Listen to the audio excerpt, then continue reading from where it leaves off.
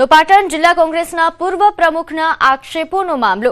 પાટણ જિલ્લા કોંગ્રેસ પ્રમુખ ઘેમરભાઈ દેસાઈની પ્રતિક્રિયા સામે આવી. પાટણના ધારાસભ્ય કિરીટ પટેલ અને પોતાના પર કરેલા આક્ષેપોને તેમણે ફગાવ્યા છે. કહ્યું કે પૂર્વ પ્રમુખ બાબુભાઈ ઠાકોર મહેસાણા જિલ્લાના વતની ટિકિટની માંગણી કરી હોય અને નહીં મળી હોય એટલે આવી વાતો કરે છે. ભાજપ સાથે ભળેલા અને ભ્રષ્ટાચારના આક્ષેપો જો કોઈ સાબિત કરી બતાવશે તો હું જાહેર જીવન છોડવા તૈયાર છું.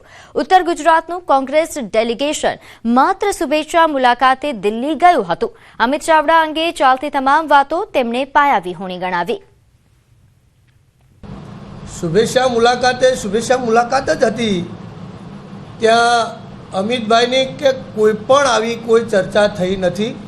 એટલે જે કોઈ વાતો કરી હોય એ પૂર્વ પ્રમુખે પાયા વિહોણી છે.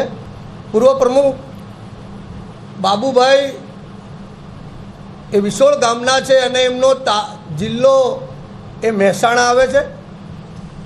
એટલે મહેસાણા જિલ્લાના હોવાથી કદાચ ક્યાંક એમની પોતાની ટિકિટ કપાઈ હોય અને એમને કદાચ આવું કંઈ લાગ્યું હોય તો